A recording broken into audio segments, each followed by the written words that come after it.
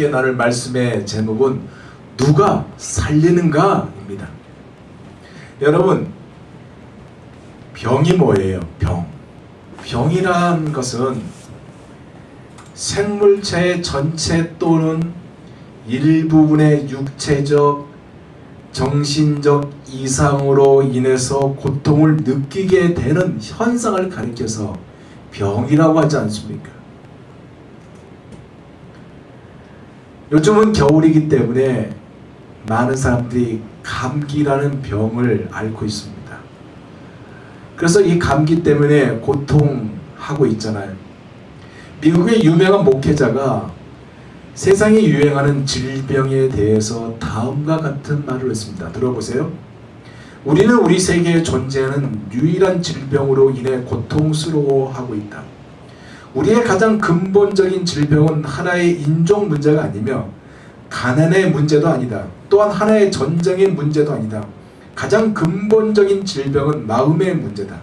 그래서 마음의 변화가 필요하고 마음이 새롭게 변화될 필요가 있다라고 그 목사님이 얘기했습니다. 그래서 그런지요, 21세기에는 몸보다, 즉 몸에 대한 병보다 마음의 병이 더 많아지고 있습니다. 그래서 앞으로 유망 직종이 정신분석 상담이라는 결과를 만들기도 하잖아요.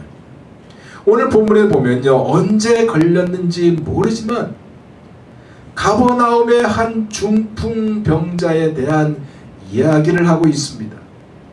그가 몸과 마음, 즉 몸에 대한 병과 함께 마음의 병이 무척 많았는데 그 증거가 어디에 있냐면 예수님의 칭찬이 병에 걸린 그 환자보다 4명의 친구에 대한 이야기가 있었기 때문에 그렇습니다. 생각해 보세요. 안가파키 수많은 사람들로 꽉 차인 이 집에 대한 기록은요, 우리가 읽은 마가복음에는 없습니다. 그러나 마태의 기록, 마태복음 4장 13절에 의하면 예수님께서 세례 요한이 잡히고 난 뒤에 나사렛을 떠나 가버나움에 잠시 사셨다고 했는데, 그래서 이 집이 예수님이 잠시 머문 집인지 아니면 베드로, 시몬의 집인지 모르지만 이 4명의 친구들이 지붕을 뜯어서 들어간 일을 감행했던 것입니다. 앞에서도 이야기했듯이 이 친구의 병이 무슨 병이에요? 중풍병입니다.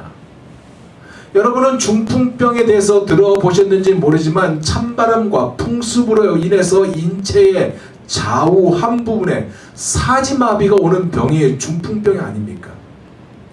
다른 말로 뇌졸중이라고, 그리고 영어로 스트로크라고 얘기합니다.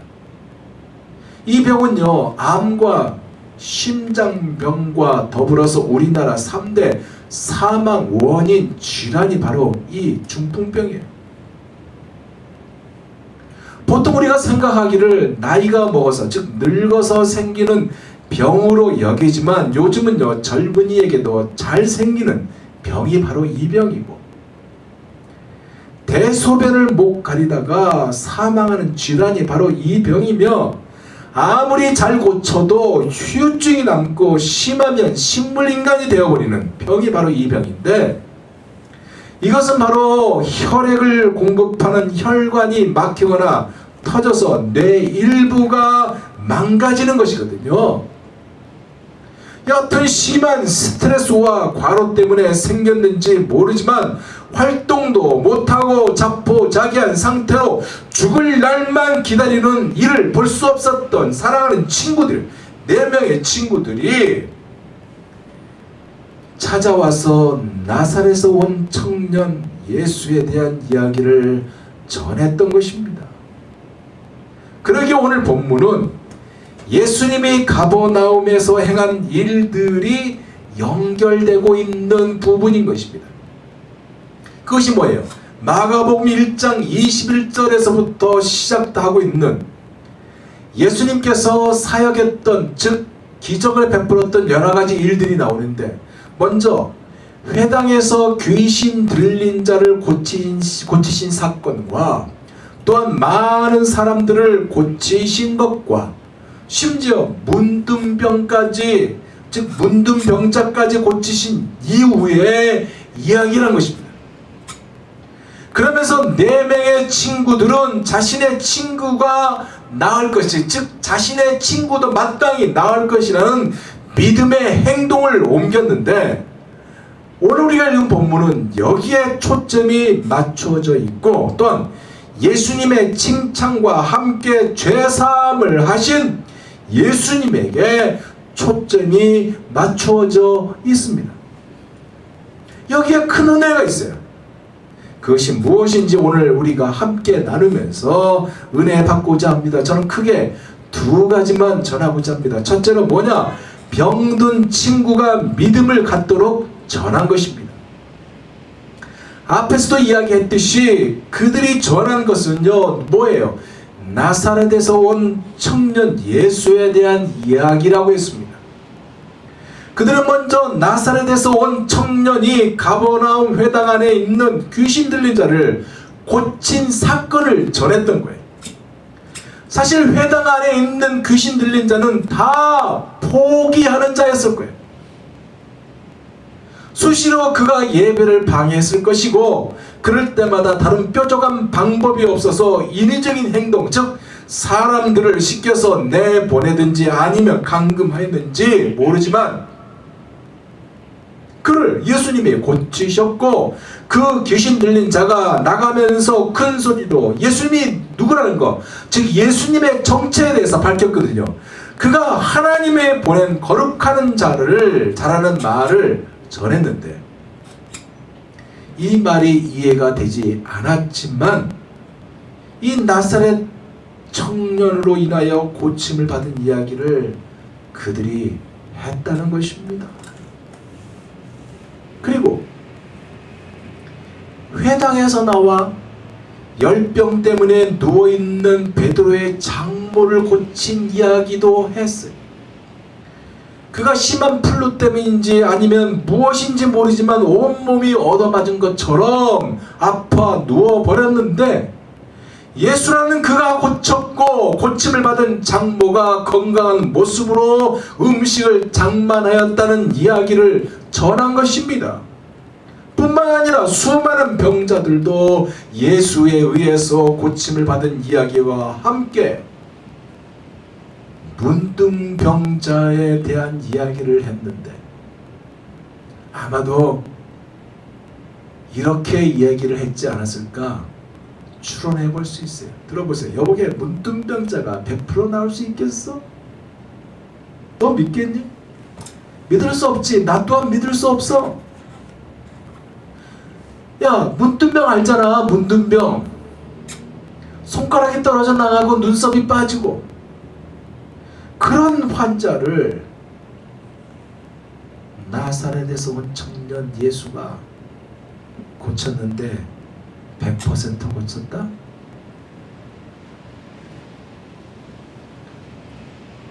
믿을 수 없는 이야기를 전한 겁니다. 그런데요, 이들이 이렇게 이야기하는 그 배경이 있을 것인데, 이 배경이 무엇일까 생각해보니 그 배경에는 믿음이 깔려 있었던 것입니다.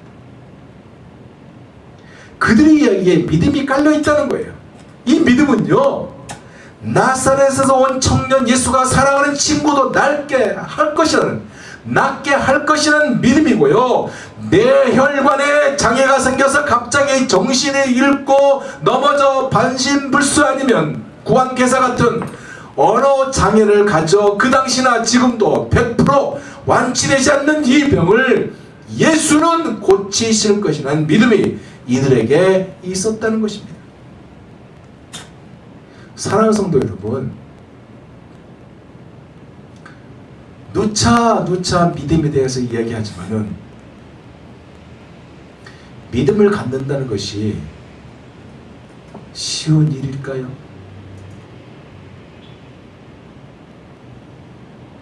믿음을 갖는 것이 쉬운 일이냐 이거예요. 쉽지 않아요. 하지만 또한 쉽기도 합니다.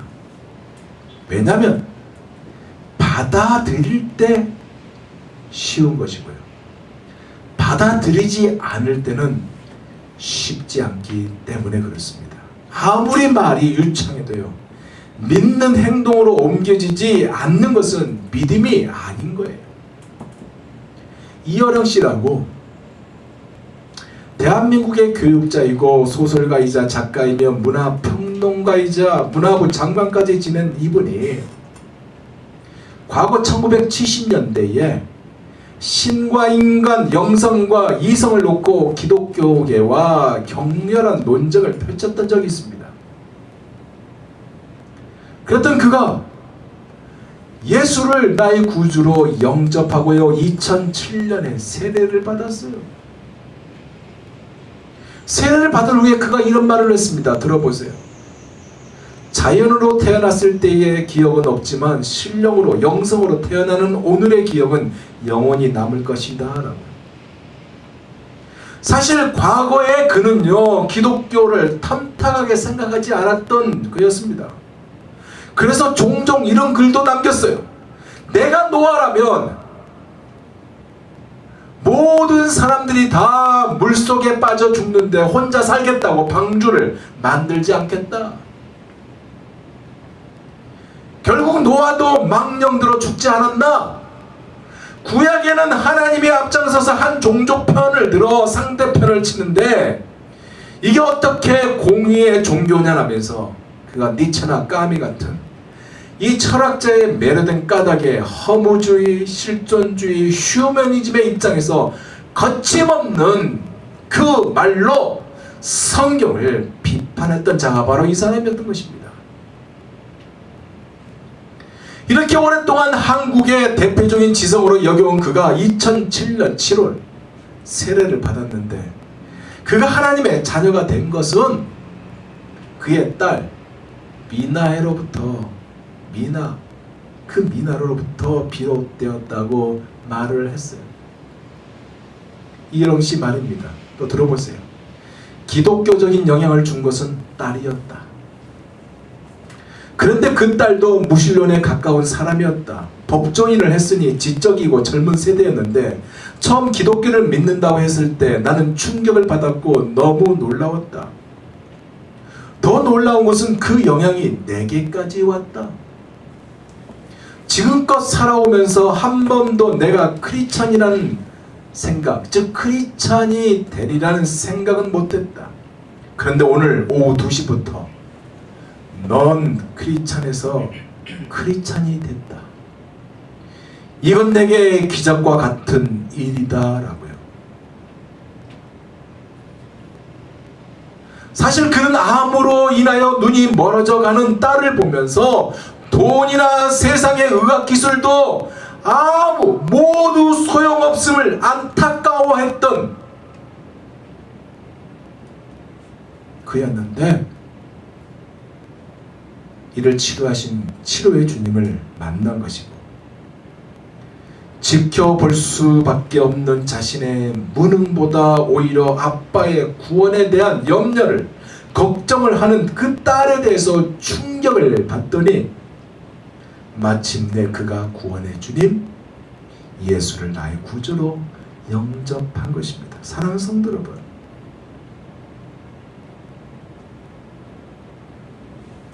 이 4명의 친구들은요 치료의 주님을 만났던 것입니다.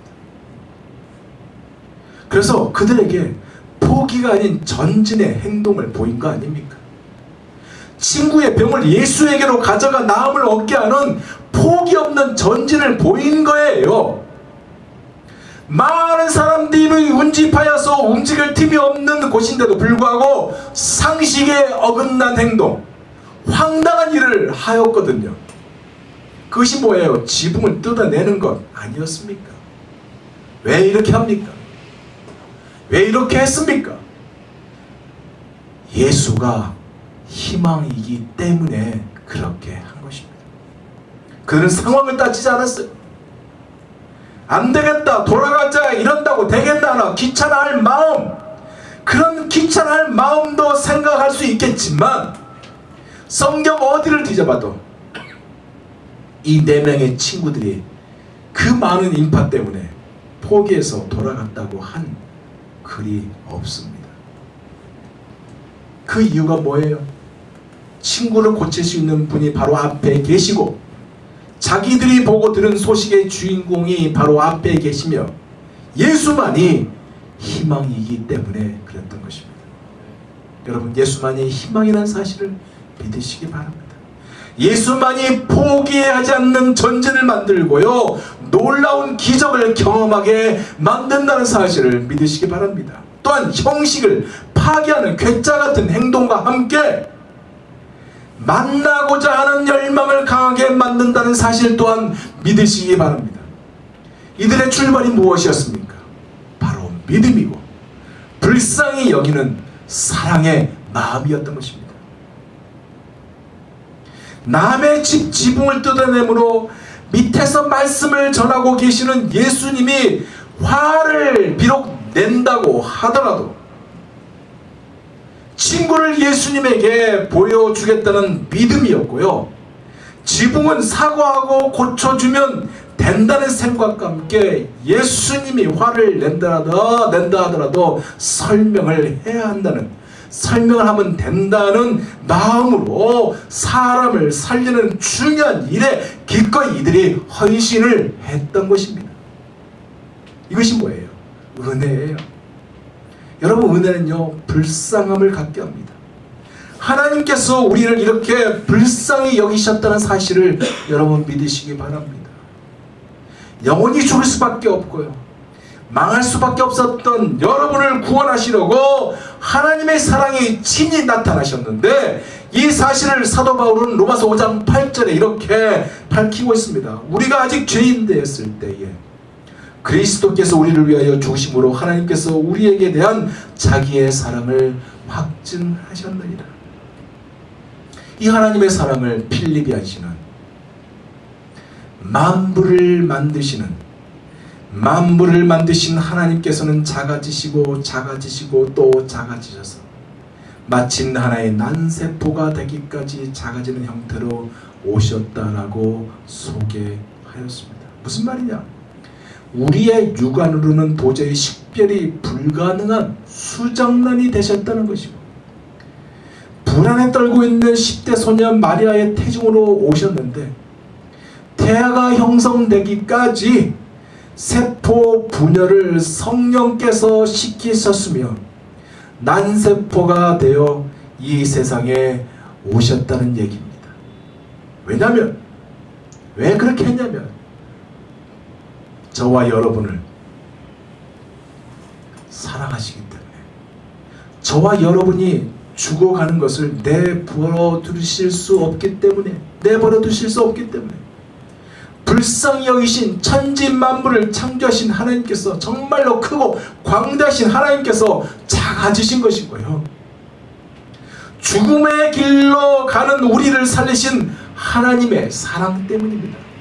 이 사실을 요한은 요한복음 3장 16절에 이렇게 선언하고 있잖아요. 하나님의 세상을 이처럼 사랑하사 독생자를 주었으니 이는 저를 믿는 자마다 멸망치 않고 영생을 얻게 하려 하십니다. 따라서 하나님의 사랑, 우리에게 향한 진정한 긍휼은 십자가는 우리를 회복의 자리로 나갈 수 있도록 하신 하나님의 사랑이라는 사실을 믿으시기 바랍니다. 이제 마지막 두 번째로 예수님의 죄사함입니다. 보세요. 예수님께서 집에 계신다는 소문이 많은 사람들에게 퍼졌어요. 그래서 이들이 몰려들어 문 앞에까지 들어설 자리가 없게 된 겁니다. 그림이 그려지잖아요. 오늘 이 사건이요, 예수님께서 그들에게 즉 하나님의 말씀을 전하고 계실 때 밖에서 벌어진 사건 아닙니까? 지붕을 뜯어내고요, 중풍병자 한 사람을 친구 4명이 예수님께 보여서 치료받게 하고 싶어서 상을 메워왔지만, 침상을 메워왔지만 무리가 너무 많아서 들어갈 수 없었다고 하고 있거든요. 3절에서 4절입니다. 사람들이 한 중풍병자를 네 사람에게 메워 가지고 예수께로 올세 무리들 때문에 예수께 데려갈 수 없으므로 그 계신 곳에 지붕을 뜯어 구멍을 내고 중풍병자가 누운 상을 달아내리니, 무슨 얘기예요? 그들이 택한 방식은요, 이 남의 집 지붕을 뚫고 들어가는 불법의 방법이었다는 얘기를 하고 있어요. 근데 여러분, 팔레스타인의 그 집의 지붕의 구조를 우리가 알 필요가 있어요. 팔레스타인 지역의 일반 가정의 그 구조가요, 1층 평지붕 형태로 되어 있습니다. 그래서 지붕은 대개 작업장이나 취침 용도 혹은 아이들의 놀이터로 사용되어서 상당히 견고한 구조로 되어 있어요. 이 견고한 튼튼한 구조로 된 지붕을 뜯어내는 작업이 그리 간단하지 않았던 겁니다. 해체하는 동안 그 소리가 났을 거잖아요. 예수님께서 말씀을 전하는데 그 말씀 전하는데 방해가 될 수 있잖아요. 심지어 그 집주인의 반응도 있을 것인데, 마가는요, 이거에 대한 언급이 전혀 없었습니다. 보세요. 이에 대한 언급이 있냐고요. 지붕을 뜯고 있는데 시끄럽다는 그런 얘기가 없습니다. 왜 언급을 하지 않았을까요? 무엇을 말하고 있는 것일까요? 마가는 여기에 관심이 없는 거예요. 남의 지붕을 뜯어내는 여기에 관심이 없는 거예요. 마가의 관심이 뭐예요? 내 친구들이 지붕을 뜯어 구멍을 내고 중풍병자가 누운 상을 달아내린 것, 즉 중풍병자가 고침을 받도록 이 중풍병자와 친구들이 보인 믿음의 행동을 마가가 이야기하고 있는 것입니다. 밝히고 있는 거예요. 5절입니다. 예수께서 그들의 뭐를 보시고? 믿음을 보시고 중풍병자에게 이르시되 작은 자야 내 죄사함을 받았느니라 하시니. 그런데 보세요. 예수님은 병나음에 대한 우선의 말이 아닌 다른 말을 하고 있어요. 우리 같으면 그래 너 병 나았다, 이게 우선 아니겠습니까? 여보게 병이 났으니 일어나라 하지 않겠냐 이거예요. 이것이 정상인데 예수님은 고침이 필요한 자에게 뭘 하고 있습니까? 죄사함을 낳았다는 그 죄사함에 대한 선포를 하고 있거든요. 무슨 말을 하고 있는 것일까요? 어떤 의미가 이 안에 있는 것일까요? 이것은요, 죄를 고침, 즉 사유와 병 고침, 치유를 같은 의미로 사용하고 있는 것입니다. 무슨 말이냐면요, 병과 죄를 함께 사용했던 유대인들의 사고가 적혀 있는 거예요. 그 증거를 우리가 에레미야서 3장 22절에서 볼 수 있는데 들어보세요. 배역한 자식들아 돌아오라, 내가 너희의 배역함을 고치리라 하십니다. 보소서 우리가 주께 왔사오니 주는 우리 하나님 여호와십니다. 그러니까 유대인들은요, 하나님을 배반하고 선악과를 먹었을 때 죄와 병이 함께 들어왔다고 생각한 것입니다. 그래서 죄를요, 복수로 표현하고 있어요. 이 sin이라는 것이 영어로 sin인데 이것이 복수예요. 그래서 엄밀히 의역을 하면 죄들, 그렇게 되는 것입니다. 사함도 그래요. 이 사함의 의미가 떠나 보내버리다, 사라지게 하다, 완벽한 분리를 의미하는데 마가가 이 의미를 썼어요. 그래서 예수님께서 시몬의 장모를 고칠 때 열병이 나았다라고 안 하고 열병이 떠나갔다라고 표현하고 있습니다. 즉 죄가 사라진 것 같이 병이 사라졌다는 의미로 표현했던 것입니다. 예수님의 표현도 이 표현이에요. 예수님의 쓰신 표현도 이 표현이라는 것입니다. 작은 자야 내 죄사함을 받았느니라라고. 중요한 것은요, 이 죄사함의 은혜는 하나님, 오직 하나님만이 하신다는 사실입니다. 이사야서 43장 25절입니다. 나는 나를 위하여 내 허물을 도말하는 자니 내 죄를 기억하지 아니하리라. 즉 하나님만이 하신 것을 예수님께서 지금 위험한 말씀을 하셨던 것입니다. 엄밀히 말하면 그래요. 안 그래요? 이에 대한 이들의 반응이 있었어요. 무엇입니까? 7절입니다. 이 사람이 어찌 이렇게 말하는가? 신성 모독이로다. 오직 하나님 한 분 외에는 누가 능히 죄를 사하겠느냐. 무슨 말이냐면 한마디로 분노했던 거예요. 화를 낸 거예요. 앞에서 얘기했듯이 죄사함의 은혜는 오직 하나님밖에 하시는데, 하나님만이 하시는데, 이 30대 청년 나사렛에서 온 예수라는 자가 죄사함에 대한 말을 하니까 화가 났던 거예요. 그래서 그들의 속마음을 깨뜨려 보신 예수님이 뭘 하십니까? 8절에서 9절입니다. 그들이 속으로 이렇게 생각하는 줄을 예수께서 곧 중심에 하시고 이르시되 어찌하여 이것을 내 마음에 생각하느냐. 중풍병자에게 내 죄사함을 받았느니라 하는 말과 일어나 내 상을 가지고 걸어가라 하는 말 중에서 어느 것이 쉽겠느냐. 여러분, 예수님께서 하신 이 말씀은요, 이겁니다. 서기관들아, 너들 왜 마음에 화를 내느니, 마음에 분노하니? 잘 생각해봐. 내가 중풍병자를 고치면서 내 죄사함을 받았느니라 하는 말과 일어나 내 상을 가지고 걸어가는 말 중에서 어느 것이 쉽겠니? 이 말이거든요. 그럼 그들에게 10절에서 11절 말씀으로 이어서 하고 계시거든요. 이어도 같이 봅니다. 그러나 인자가 땅에서 죄를 사하는 권세가 있는 줄을 너희로 알게 하려 하노라 하시고 중풍병자에게 말씀하시되 내가 내게 이르노니 일어나 내 상을 가지고 집으로 가라 하시니. 고침을 받은 이를 본 그 주위에 있는 많은 사람, 거기 있는 많은 증인들이 다 놀랐어요. 그리고 하나님께 영광 돌리며 말하기를 우리가 이런 일을 도무지 보지 못하였다고 하고 있어요. 이 전체의 흐름에 진리가 있는데 그것이 뭐냐면요, 잘 들으세요. 아직 예수님이 하나님임을 모르는 유대인들에게 당신이 바로 하나님이라는 사실을 알린 것입니다. 중풍병자와 내 친구의 믿음이 동기가 되어서 법을 어기며 남의 집에 지붕까지 부숴버리는 그 가운데 그 보여진 그 믿음으로 사랑의 수고를 감행한 것들은 예수님의 죄사함을 가진, 예수님이 죄사함의 권세를 가진 하나님이심을 선포하신 것이고 서기관들의 분노를 통해 진리를 알린 것이죠. 죄를 사할 수 있는 분은 오직 하나님, 중풍병자를 고치심을 통해 자신이 하나님이심을 입증하신 것입니다. 여러분, 누가 능히 죄를 사합니까?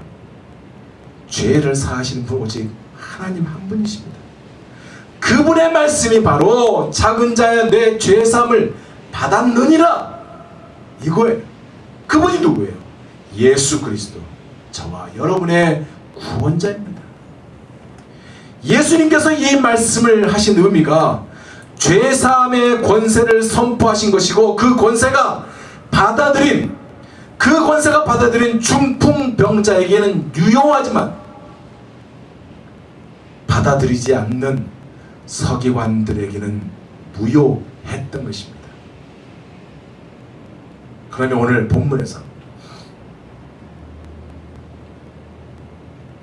마가가 말하고자 하는 것이 있어요. 이것이 오늘 결론입니다. 말씀을 맺으면서 이 부분을 거론하고자 합니다. 오늘 본문에서 마가가 말하고자 한 핵심이 있어요. 그것이 뭐냐면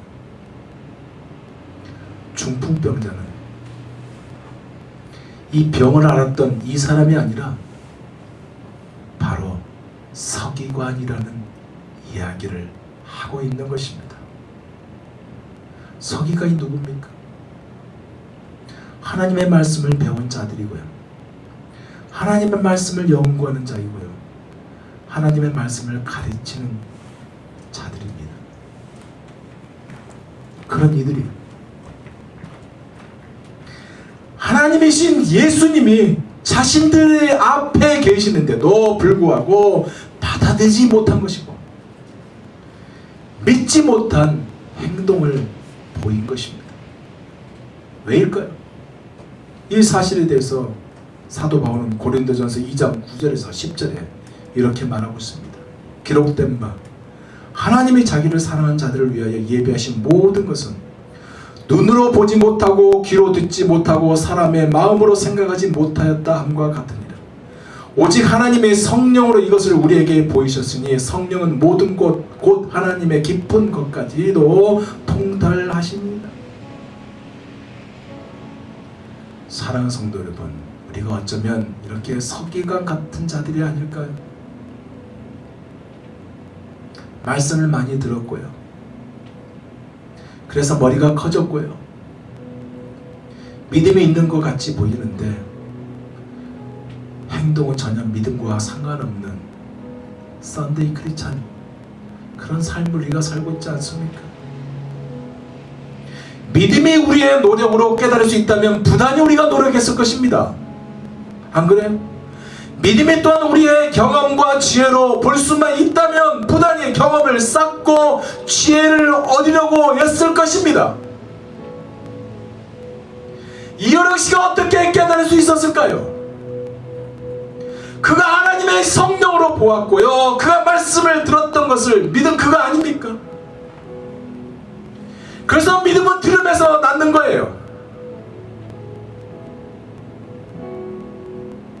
우리가 무엇을 듣습니까?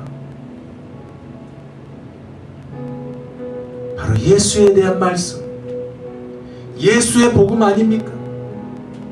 이것을 들었을 때 이것이 언뜻 이해되지 않는 것이 많지만 믿음으로 취하고 순종으로 시도할 때 여러분의 삶에 하나님의 은혜가, 역사가 경험되는 것입니다. 그러기에 누가 살립니까? 예수 그리스도입니다. 누가 치료자입니까? 예수 그리스도예요. 어떻게 우리가 구원을 받습니까? 예수 그리스도를 통해서만이, 그를 믿음으로 말미암아 구원을 얻는 것입니다. 그리고 누가 죄사함을 베푸십니까? 예수 그리스도입니다. 기도하겠습니다.